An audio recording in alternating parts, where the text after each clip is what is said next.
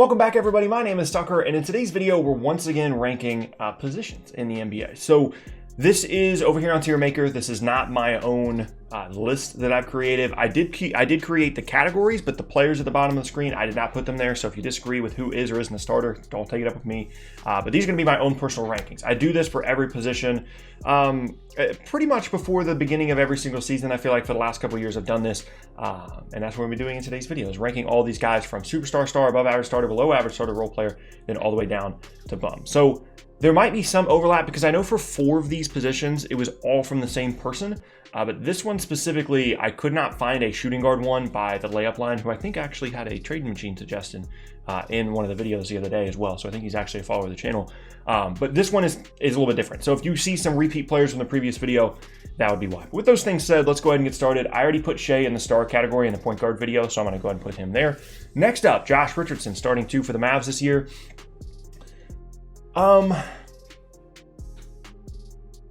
At times, Josh Richardson had some rough moments, but I'm cool with above average starter for him. I think he can guard. As long as he works on his jump shot, Josh Richardson's a good player. I mean, before he got moved for Jimmy Butler in that season right before for Miami, he wasn't super efficient, but really grew as an offensive player and as a scorer. And if he can get back to that a little bit more in a situation that's a little bit more conducive towards his skills in Dallas this year, I think he's going to be a really, really good player for Dallas. Next up, Donovan Mitchell. I'm cool with putting him in the star category. Just signed a new max extension, rookie extension for himself. I don't see how he can be anywhere other than in this star category as a guy that is a lead offensive player for this team and just continues to grow and get better every year, whether that be as a playmaker, whether that be as a mid-range player. His three-point shot continues to improve. He's an outstanding athlete. I'm not sure if Utah is ever going to, win a title with him and Gobert and Conley and Ingles, but as long as Donovan Mitchell's there, they're always going to be a really, really good team in the West as long as he's healthy. So I think he's in that star category. Next up, Anthony Edwards. I made this point the other day. For me, I'm just going to put the rookies in the below average starter category by default and then kind of figure it out afterwards. It's tough for me to evaluate these guys based off preseason or not having seen them at all in the NBA. I know Anthony Edwards has had some struggles in the preseason at this point, but for me, I'm going to put him in that below average starter category. Next up now, Devin Booker. He's going to go star, but I think there's a scenario this year where maybe he gets vaulted up to this top category. Like if the Suns are like a top 4 seed in the West or something this year with the addition of Chris Paul, I think the conversation about Devin Booker might start shifting up towards here, but I think he's pretty solidly a star guy. This is Killian Hayes, who I'm also going to put in that below average category. He was in the point guard video as well. Same rookie reasoning that goes there for Killian Hayes. Next up, Evan Fournier. He's a solid player, but I'm not sure I can go above average starter for him. I think he would kind of be in that middle category of just like, he is a starter, but I think he's more towards the below average than the above average. Not very good defensively, can do some things scoring wise, but I think some of that just comes from the fact that Orlando needs that perimeter creation that he provides. So he's going to go in that below average starter category for me. Next up, J Barrett. I'm not ready to go star yet with RJ, but I think he's an above average starter. Good pick and roll guy, going to continue to get better attacking the rim. Jump shot certainly needs to improve. He airmailed a jumper the other day in a preseason game from the wing. But he's going to have opportunities there in New York to continue to grow and develop. Hopefully they do that properly because he's a talented player, has great size on the perimeter, and can be, ideally, his ceiling is to be, the lead guard in a really, really good team. So hopefully he gets there. But for right now, I'm going above average starter. Next up, Dillon Brooks. I want to make him just a starter, but I feel like that's a cop-out for some of these players. I'll tentatively go above average starter for Dillon Brooks. He's a big guy, can defend, maybe takes too many shots some games, takes shots away from other players, but he's a pretty good scorer. I'm cool with above average starter for Dillon Brooks. Next up, Kentavious Caldwell-Pope. He had some good moments in the playoffs last year, but my initial thought here is to put him in the below average starter category. Yes, he can defend. Yes, he can shoot, but when you're considering the situation that he's in LA, he's in pretty much an ideal role. I'm going to go below average starter. I think you could make the case for above average, but I'm not going to spend the next 3 minutes here talking about Kentavious Caldwell-Pope. We're going to move on. Next up, Duncan Robinson.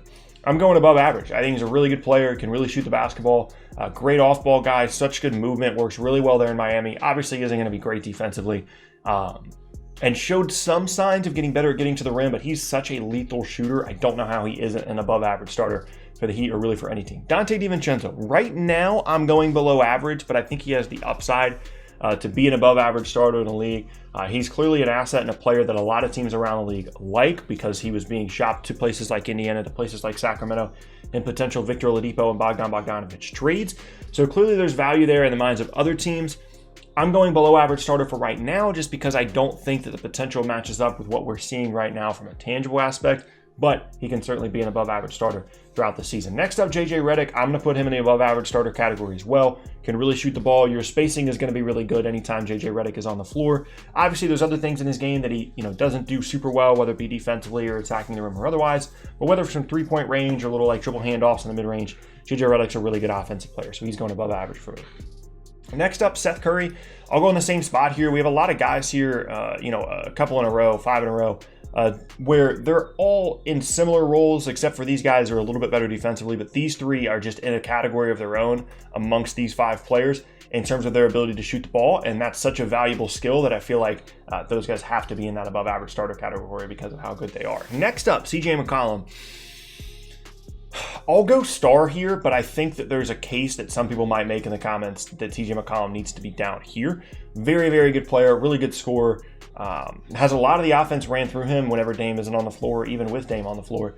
But I don't think I can go lower than star for CJ McCollum, especially considering that Shai Gilgeous-Alexander is in the star category. So next up, Buddy Hield. I'm going to go above average starter just because I can't see myself putting Buddy Hield in the star category. I think he's really good.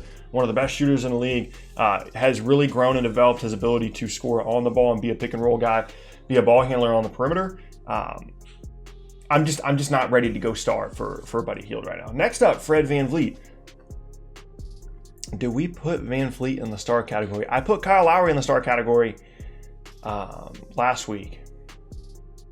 yesterday.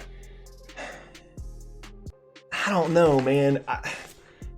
I'm gonna go above average starter, but of any player in this group that you're looking at, he's the closest to being up here. I'm gonna put him down here, but I'm just letting you know that he's the closest to being up here.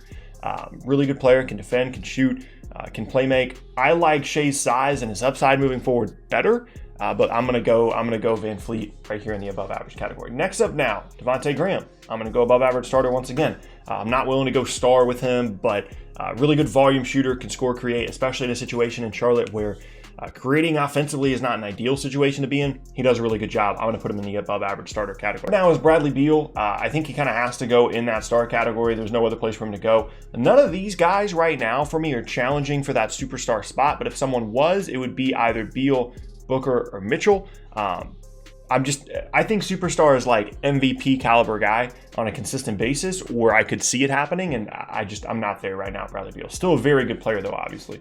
Next up, Levine. Oh my goodness gracious, where did I put him last year? I think I put him in above average starter last year, and I got some heat for it. Okay, I'll put Zach Levine in this category because if Shai's here, I think Levine needs to go here. Really good offensive player. Continues to grow and develop as a pick and roll guy. I think it's cool to have him in that star category. Next up, Colin Sexton. I'm going above average with the potential to maybe go up here down the road. Had a really good year last year for Cleveland. Got better defensively, which was a huge plus after a rough rookie year defensively. I'm cool with putting Colin Sexton in the above average category. Next up, Gary Harris. Tentatively is in the below average starter category for me personally. He's been in this weird offensive slump for like 2 years now, and until he turns that around, I think he's in the below average category. Next up, Klay Thompson. I'm not hesitating. He's a star. This is not an above average starter conversation for me. One of the best two guards in the league, one of the best two-way players in the league when fully healthy. Obviously, we don't know if that's going to be the case when he does come back, but the last time we saw Klay Thompson, he was a star, and I'm putting him there just basically out of respect and the fact I think he's still there. Next up, Andrew Wiggins. Below average starter with the opportunity to go up here for me. I'm not sure why him and Klay are on the same list. I'm just now realizing, but it's okay. Regardless, he'll go in the below average category. Next up, James Harden. Say what you want about him. He needs to go in the superstar category. One of the best offensive players we've seen in the last decade. So much production, so much runs through him, and he comes through in the regular season at least pretty much every time. You can't argue with the volume of the production from James Harden. He's in the superstar category. Next up, Oladipo. I'm going above average starter. I think he's gone down a level until we see really healthy all-star level Victor Oladipo again. I'm putting him down here. You can make the argument, oh, why isn't Klay down there now? Well, because we've seen Oladipo since he's come back from injury, and he hasn't been good. So I think Klay needs to be star, and he needs to be above average starter. Next up, Paul George. I'm going star category, and I don't really think there's an argument here for him to be up in the superstar level. For me personally, I feel good with Paul George right there at the star level. Next up, Bogdan Magdanovich. I'm going above average starter. Really good player, can continue to grow and improve. But he's just not on that all-star star level for me. Karis Levert, I'm going the same way. A couple of these guys here at the end are really, really similar. I'm just going to go ahead and put them all here. Jaylen Brown could make a case. Actually, does he even fit in this group? Jaylen Brown might be up a level here. For right now, I'm going to put Jaylen Brown in the above average starter category, but he could easily be up here. I mean, if you think about who else on this group challenged for an all-star berth last year? Yeah, I actually think Jaylen Brown needs to be up here, now that I think about it. The point I was making was these three guys are kind of all in the same group for me, where they're good starters, and that's pretty much all there is to say about them. There's not a ton of upside moving forward in terms of them being like star players, except for maybe Levert. Jaylen Brown, though, I think if you're talking about guys challenging for an all-star berth every year, he is one of those guys, and so I think he needs to be in the star category. But that's my list. Let me know down in the comment section below what your own list is. I'd be interested to see where you guys have each of these players. Interestingly, we don't have any role player guys in this group. We had a couple in the point guard video, as well as a bum in the point guard video. So, yeah, that's going to be the end of today's video, and I thank you all very much for watching. Once again, my name is Tucker. If you missed any of my previous videos, then be sure to check out the boxes on screen. I hope you guys have an awesome rest of your day, and I will see you all next time.